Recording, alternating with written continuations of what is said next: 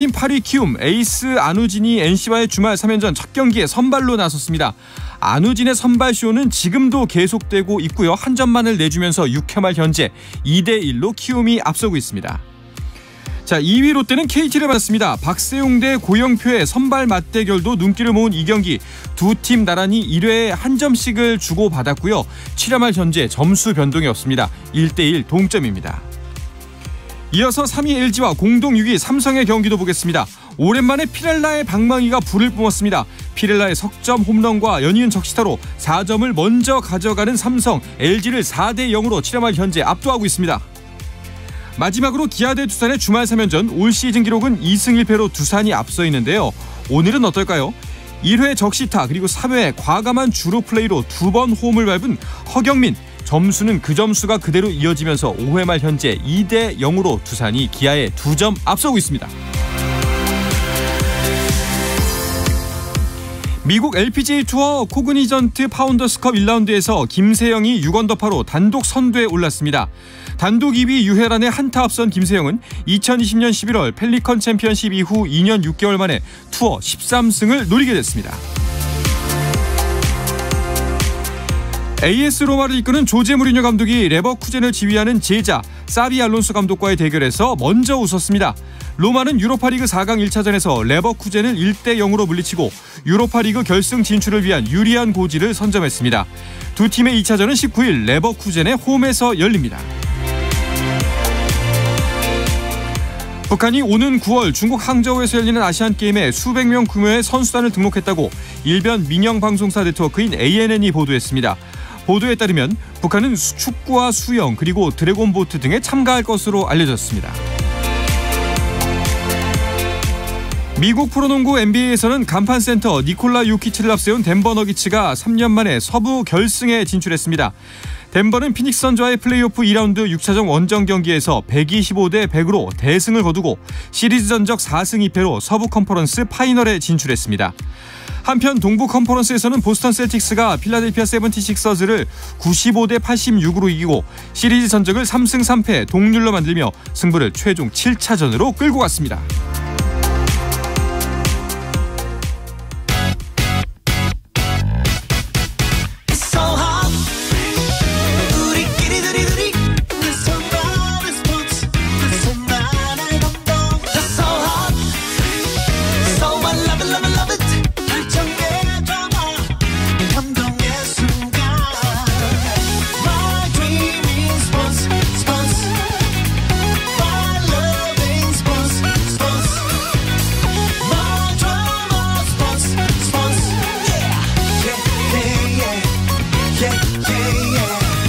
스포츠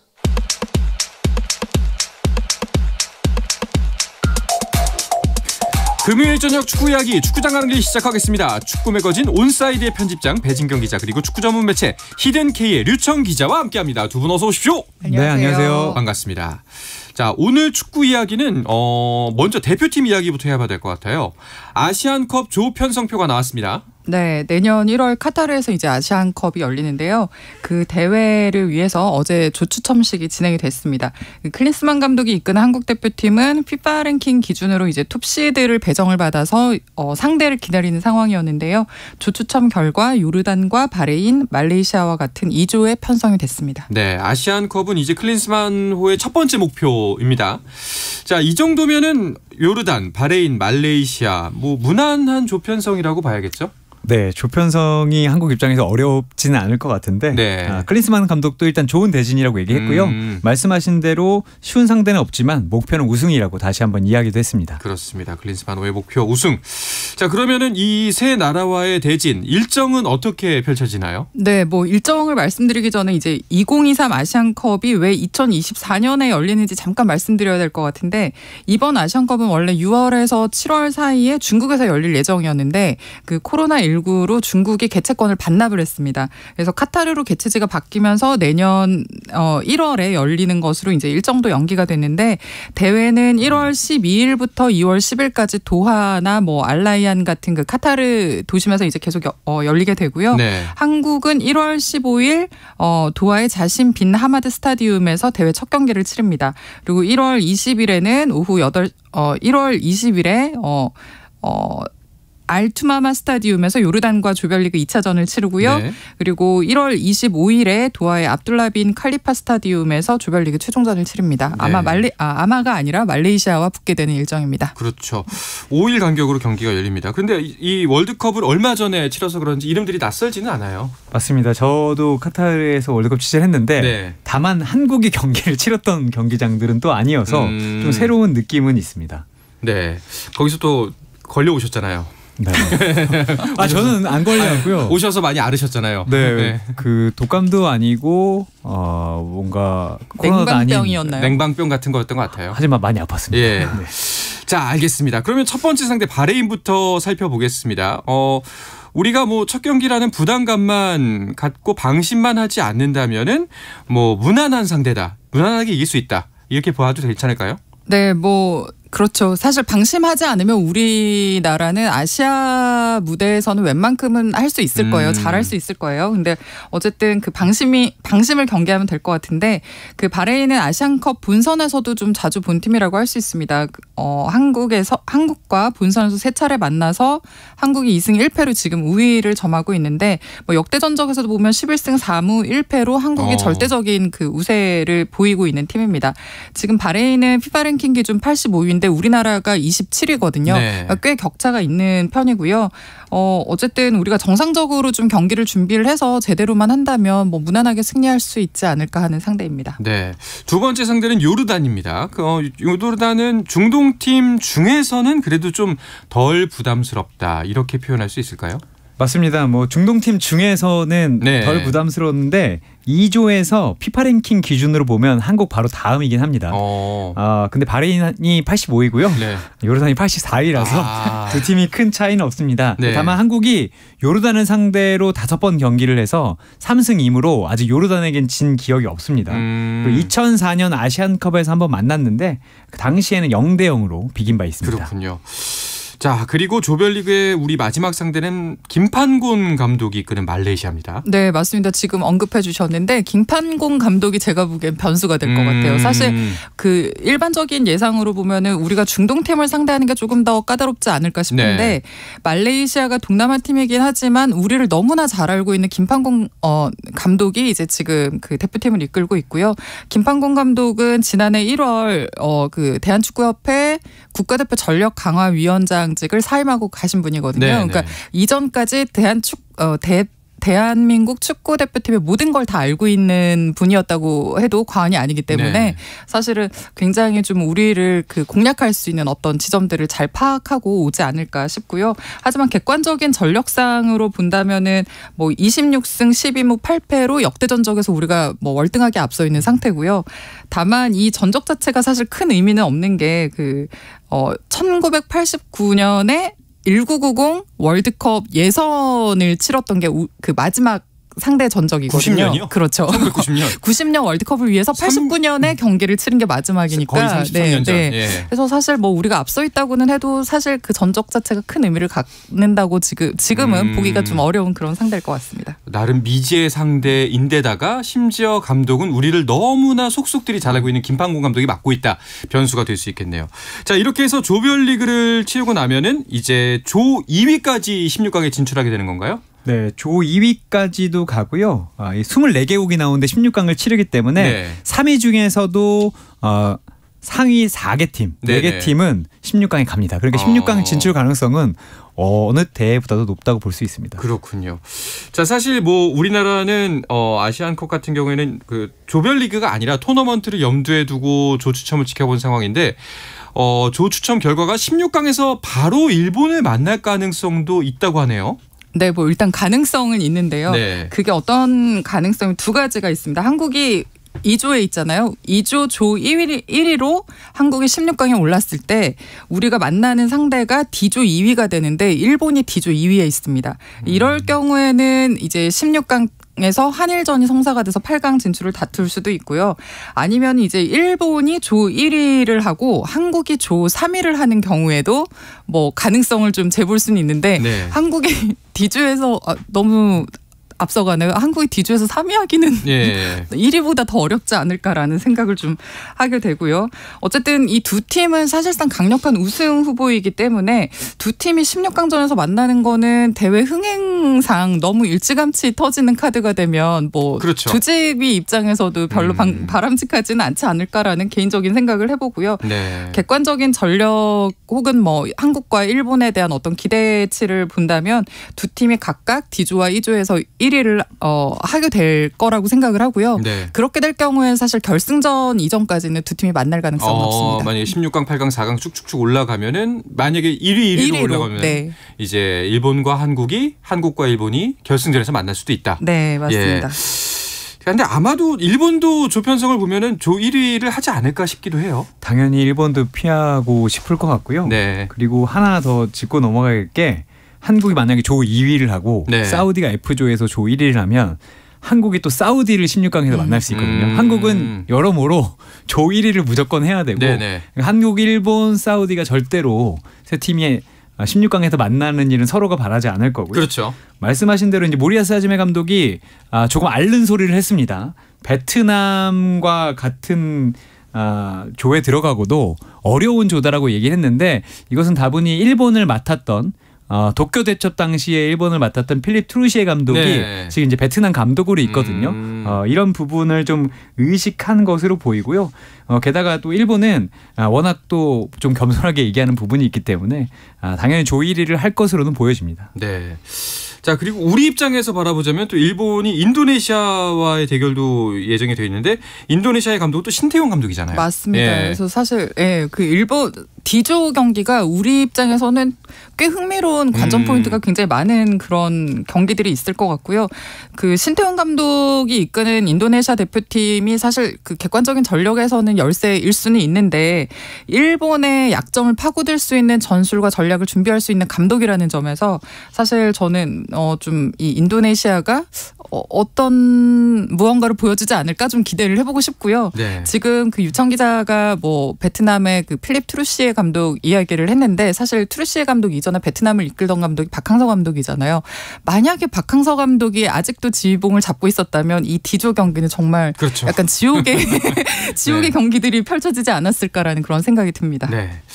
자, 뭐 저희가 이제 전적 그리고 이제 랭킹을 위주로 설명을 드렸기 때문에 뭐 무난하다라는 표현을 썼긴 했지만 그래도 확실히 스포츠에서는 늘 이변이 가능하고 또 그 이변 때문에 재밌는 게 스포츠이기 때문에 항상 긴장을 놓치지 말아야겠습니다.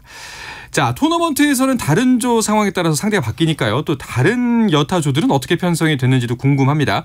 류청 기자가 정리를 해주시죠. 네, 일단 A조에는 개최국인 카타르가 들어갔습니다. 네. 사실 포트 2번에 있던 팀들은 모두 다 A조에 들어가고 싶었을 건데 중국이 그 행운을 좀 누렸습니다. 그리고 타지키스탄, 레바논이 A조에 있고요. B조에는 호주, 우즈베키스탄, 시리아, 인도, C조는 이란, 아랍에미리트 연합, 홍콩, 팔레스타인이 있고요. D조는 앞서 말씀드린 대로 일본, 인도네시아, 이라크, 베트남, E조는 한국과 말레이시아, 요르단, 바레인이 있고 F조는 사우디아라비아, 키르기스탄, 태국, 오만이 들어가 있습니다. 네.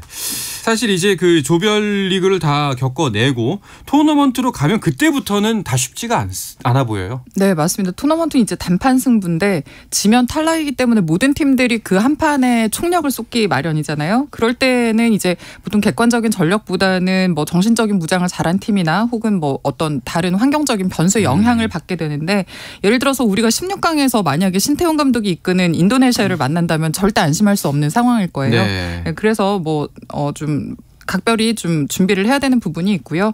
어쨌든 이런 경우는 사실 이변에 가깝다고 보는데 그래도 16강에 오르는 팀들은 대체로 이제 전력과 경기력이 좋은 팀들이 올라가거든요. 그런 기준으로 보면은 우리가 1위로 16강에 오를 경우에 뭐 그 16강 이후의 스테이지에서 이라크, 이란, 카타르 이런 팀들을 차례로 만날 가능성이 높거든요.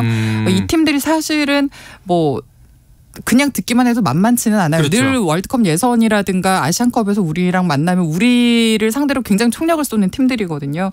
특히나 이제 카타르 같은 경우는 개최국인데다가 그 지난 대회 우승팀이기도 해서 또 지난 대회에서 우승할 때 8강전에서 우리를 만나서 우리를 꺾고 올라갔거든요. 그런 어떤 악연들이 있어서 좀 쉽지 않겠다. 뭐 어쨌든 단판 승부에서 그 토너먼트에서는 한 경기 한 경기 정말 그 총력을 기울여서 잘 준비를 해야 된다. 이런 생각이 듭니다. 알겠습니다. 자, 뭐 조 편성, 그래서 이제 조가 이제 뭐 16강전까지 염두에 둔 조 편성과 팀들의 전력을 볼 때 두 분께서 생각하시기에 우승 후보는 어디라고 보세요? 전 4개 꼽았습니다. 한국, 그 우승 후보 아니죠, 그러면. 예. 워낙 많이 나서. 4강 후보죠, 그거는. 네, 한국, 일본, 이란, 사우디를 꼽았습니다. 네, 알겠습니다. 배진경 기자님요? 저는 그냥 한국입니다. 알겠습니다. 할 때가 됐습니다. 배진경 기자? 네. 정답입니다. 네. 그렇죠. 알겠습니다. 자, 이제 유럽파들의 근데 소집이 가능한 상황인가요? 이게 왜냐하면 내년 대회가 1월에 열리기 때문에 리그 중이잖아요. 네, 원론적으로는 사실 소집이 가능한데 왜냐하면 이제 아시안컵은 아시아 대륙 최고 권위를 가진 메이저 대회이고요. 국제축구연맹은 대륙별 선수권의 경우에는 이제 개막 2주 전부터 대표팀이 선수들을 소집할 수 있도록 일단 규정은 하고 있습니다. 근데 이제 그 클린스만 감독이 아시안컵에서 우승을 목표로 내건 이유도 우리 유럽에서 활약하고 있는 손흥민이라든지 김민재, 이강인, 뭐 이재성 이런 선수들을 핵심 자원으로 염두에 두고 있기 때문에 우승에 대한 자신감을 보이고 있는 건데 그래서 이제 반드시 이제 소집 대상인 이 선수들이 분명히 있을 거고요.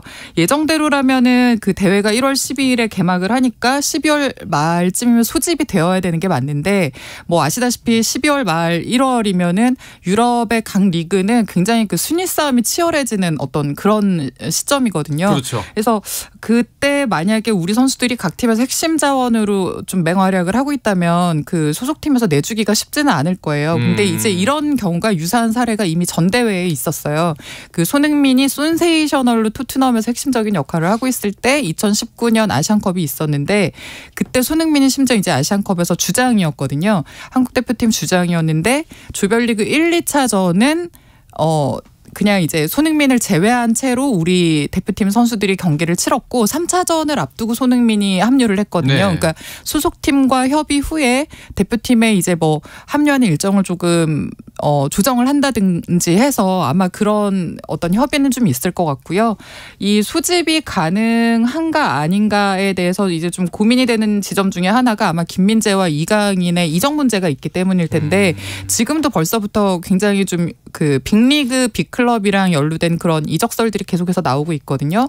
이 선수들이 만약에 이적이 이루어진다면 여름 이적 시장이 될 가능성이 높은데 이렇게 될 경우에는 내년 1월이면 이 선수들이 팀 적응 문제라든지 아니면 소속팀이 뭐 챔피언스리그라든가 우승 싸움이라든가 뭐 그 순위 경쟁에 있어서 굉장히 좀 치열해지는 어떤 상황이 될 수 있기 때문에 아마 요 선수들과 그 소속팀의 어떤 그 일정을 좀 논의하는 문제가 연말쯤 되면 굉장히 좀 중요한 문제가 되지 싶습니다. 여러모로 좀 고려할 네. 상황이 많네요. 알겠습니다. A대표팀 상황은 이렇고요. 다른 연령대 대표팀의 현재 상황도 짧게 류청 기자가 정리해 주시죠. 네, 일단 아시안 게임 이번에 이제 9월에 항저우에서 열리는데 그걸 대비해서 황선홍호가 15일부터 17일까지 파주 국가대표 트레이닝 센터에서 소집 훈련을 하고요.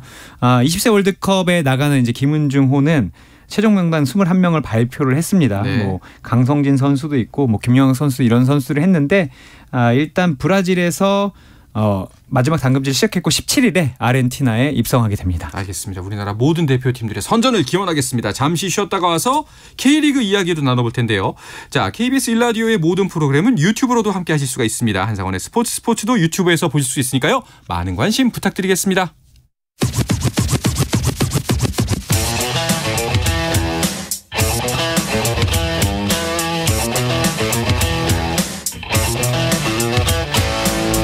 짜릿함이 살아있는 시간 한상원의 스포츠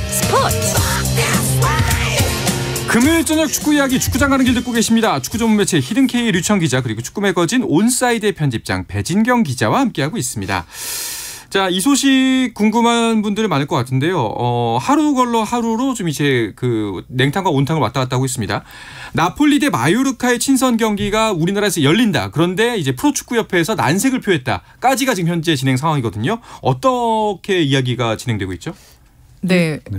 한국인 선수 김민재와 이강인의 소속팀이죠. 나폴리와 마요르카가 이제 한국을 방문하는 친선 경기가 지금 추진 중인데 그 이들의 방안을 준비하고 있는 기획사에서 6월 8일과 10일로 친선 경기 일정을 잡아놓은 게 좀 문제가 되고 있습니다. 네. 그 국내에서 해외팀 친선전을 개최하려면 대한축구협회 승인이 필요한데 그 협회로부터 승인을 득하려면은 프로축구연맹의 동의서가 있어야 됩니다. 근데 이제 6월 10일이 그 K리그 1 3경기 또 K리그 2 3경기가 있는 날이어서 연맹은 사실 최상위 리그인 K리그 1 일정이 있기 때문에 이 일정을 고려하지 않고 해외팀 경기를 추진하는 거에 대해서 이제 승인을 해줄 수 없다라는 입장이고요. 이제 이 방한 경기를 주최하는 주최 측에서는 7월 30일에도 해외의 타 구단 그 방한 경기가 예정이 돼 있는데 네. 이날도 K리그2 경기가 있다. 왜 그날은 되고 이날은 6월 10일은 안 되냐라고 지금 항의를 하고 있는 상황이거든요. 근데 사실 연맹의 입장을 들어보면 7월에 예정된 경기는 애초에 그 올스타전 성격의 어떤 이벤트 경기를 위해서 좀 K리그1 일정을 비워놓은 상태였고 7월에 있는 그 경기들은 K리그2 경기 일정이다. 그래서 연맹 입장에서는 최상위 리그 일정을 고려해서 그 기준으로 지금 불어를 하는 거기 때문에 양보할 수 없다 이런 입장입니다. 알겠습니다. 네. 현재 상황은 이렇고요. 앞으로 어떻게 진행될 것 같나요? 일단 오늘까지 경기 승인 신청을 해야 됐고요. 아마 이제 연맹과 협회에서 최종 결단을 내려야 될 것 같습니다. 하지만 이제 이날 말씀드린 대로 그러면 다른 날 하면 안 되냐? 다른 날은 또 할 수가 없는 게 이 뒤에는 국가대표팀 소집이 있어요. 사실 이 매치를 하는 이유가 이강인 선수와 이제 김민재 선수의 이제 맞대결을 보기 위해서인데 이적전. 네. 이 두 선수들이 소집이 된 뒤에 경기를 하는 것은 또 의미가 없기 때문에 아마도 제가 보기엔 2, 3일 내로는 이 경기를 할 수 있는지 할 수 없는지가 가려질 것 같습니다. 참 우리 사정을 생각하면은 입장이 이해도 갑니다. 또 축구 팬들 입장에서는 꼭 보고 싶잖아요. 그렇죠. 사실 저도 작년에 토트넘이 왔던 그 쿠팡 시리즈가 그렇게 잘 될지 몰랐거든요. 그런데 이제 전 국민적인 관심을 얻으면서 사실 K리그로도 어느 정도 관심이 쏟아져 들어왔었는데 올해도 한 몇 경기가 성공적으로 열린다면 K리그와 상관없이 괜찮을 것은 같은데 뭐 협회의 입장이나 연맹의 입장이나 주최 측의 입장이 뭐 다들 일리가 있기 때문에 어쨌든 대한축구협회에서 좀 조정을 해야 될 것 같습니다. 알겠습니다. 자, K리그 1 이야기로 넘어가 보겠습니다. 주중 경기까지 하면서 어느새 12라운드까지 치른 상태가 됐습니다. 12라운드 경기 결과는 어떻게 나왔죠? 네, 12라운드에서 좀 가장 주목할 만한 경기 딱 하나만 꼽으라 그러면 전 전북과 수원의 경기를 그렇죠. 꼽을 수 있겠는데 사실 둘 다 예상 밖의 부진으로 지금 굉장히 좀 어려운 시기들을 보내고 있고 맞대결이었습니다. 이 경기에서 이제 전북이 3대 0으로 이겼는데 사실 두 팀 최근에 이제 그 전임 감독 이제는 전임이죠. 그 감독들이 물러난 상태잖아요. 그래서 김두현 대행 체제로 치르고 있는 전북은 이날 백승호가 2골을 넣고 팀의 3대 0 승리를 이끌면서 어떤 반등의 조짐을 보였는데 김병수 감독으로 이제 신임 감독이 지휘봉을 잡은 수원은 감독 데뷔전에서 이렇게 좀 어려운 경기를 펼치게 돼서 앞으로도 조금 쉽지 않은 일정들이 되지 않을까 걱정의 어떤 시선들을 받고 있습니다. 그렇군요. 수원 삼성은 김병수 감독 부임 초반부터 좀 논란이 있었습니다. 짧게 정리해 주시죠. 네, 경기를 하기 전부터 김태룡 감독 한백 부임한 김태룡 전력 분석관이 그 사설 베팅 사이트에서 자신이 수원 글을 쓴 것이 좀 알려져가지고 논란이 됐었고요. 결국 3일 만에 이 전력 분석관이 사퇴를 했습니다. 근데 다만 이 전력 분석관이 글을 쓰지는 않았고 자신의 이름으로 글이 나가고 있는 것을 몰랐다는 입장인데 어쨌든 그 업체에 알리지 않아서 이 부임을 한 이후에 글이 나왔다는 것에 책임이 좀 모아졌습니다. 알겠습니다. 자, 이런 상황에서 이제 이번 주말도 경기가 펼쳐집니다. 1위 울산과 2위 서울의 대결이 예정돼 있네요. 네, 울산과 서울의 승점차가 지금 8점인데 지금도 울산이 선두를 독주하고 있지만 이번 1, 2위 간 대결에서 승점차를 더 벌리면 사실상 뭐 싸움의 공기가 좀 달라지는 상황이 되어서요. 울산은 반드시 좀 이겨서 승점차를 더 벌리리라 이런 입장일 테고요. 뭐 서울로서는 지금 현재 K리그 1에서 울산을 견제해주는 가장 강력한 추격자가 되고 있는데 그 이번 경기에서 서울이 만약에 이긴다면은 단순히 승점 3점을 추가하는 게 아니라 1위 울산을 멈춰 세우는 그런 효과까지 있기 때문에 네. 서울 입장에서도 사실 이번 경기에 좀 총력을 쏟아서 이겨야 되는 그런 이유가 있습니다. 그렇군요. 야, 내일 경기 재밌네요. 3, 4위 대결도 있습니다. 자, 류청 기자가 내일 경기부터 먼저 소개를 해주시죠. 네, 내일 경기는 포항과 대전, 광주와 대구, 강원과 수원이 맞붙는데요. 강원과 수원은 11위와 12위의 맞대결이기 때문에 이 대결도 1, 2위 대결보다 네. 저는 더 관심이 갑니다. 네. 자, 울산과 서울의 경기는 일요일이고요. 또 어떤 경기들이 일요일에 이어지나요? 네, 울산과 서울의 경기가 있고 오후 4시 반에는 인천과 전북의 경기가 있는데 두 팀 다 지금 부진에서 좀 벗어나려고 노력을 하는 네. 어울리지 않는 순위에 있는 그 하위권에 있는 팀들의 대결에서 좀 주목이 되고요. 오후 7시에는 수원FC와 제주의 경기가 예정되어 있습니다. 자, K리그2도 이번 주말 경기가 계속해서 이어집니다. 자, K리그2의 대진은 어떤 경기들이 우리를 기다리고 있죠? 네, 일단 13일에 3경기가 있습니다. 서울 이랜드와 천안이 맞붙고요. 김천과 안양, 그리고 부산과 부천이 붙고요. 14일 일요일에는 경남과 성남, 충남 아산과 김포, 충북 청주와 안산이 맞대결을 벌입니다. 네, 지금 이제 K리그1 순위표를 다시 한번 보면은 사실 전 가장 놀라운 게 대전의 순위입니다. 네, 시즌 초반 돌풍까지는 이해가 갑니다만 지금 중반 이제 꽤 시즌이 진행됐음에도 여전히 3위에 있거든요. 이렇게 그 기본적으로 이렇게 예상 밖의 선전을 이어가는 팀들을 보면 그 분위기와 흐름을 타고 가는 것 같아요. 네. 그래서 지금은 뭐 이 선수들이 단순히 승격을 해서 좋다 이게 아니라 말 그대로 굉장히 좀 짜임새 있는 경기력들을 보여주고 있기 때문에 이 짜임새가 유지가 되고 또 계속해서 좀 그 승점을 더하면서 갖는 자신감이 이 팀의 새로운 동력이 되고 있지 않나라는 생각이 듭니다. 류청 기자는 어떤 팀이 가장 눈에 띄나요? 저는 사실 8위에 있지만 광주가 가장 눈에 띕니다. 역시 승격팀. 네, 예. 승격팀인데 일단 8위에 있다는 것도 흥미롭고요. 광주는 무엇보다 경기를 엄청나게 재밌게 하고 전술적으로 볼 게 네. 많은 팀이죠. 네. 광주 이정효 감독이 기자회견도 정말 재밌게 하기 때문에 다른 팀들도 불이 붙어서 맞대결이 아주 재미있게 되는 구도가 있습니다. 그렇습니다. 자, 이런 경기를 지켜보신다면 K리그2도 눈여겨보셔야 된다는 거 지금부터 잘 아실 거라고 믿습니다. 자, 이야기를 끝으로 금요일 저녁에 축구 얘기 축구장 가는 길은 마치겠습니다. 축구 매거진 온사이드의 편집장 배진경 기자 그리고 축구 전문 매체 히든K의 류청 기자와 함께했습니다. 두 분 고맙습니다. 감사합니다. 네, 주말 스포츠는 9시 20분부터 함께 하실 수 있습니다. 저는 월요일 저녁 8시 30분에 다시 돌아오겠습니다. 한상원의 스포츠.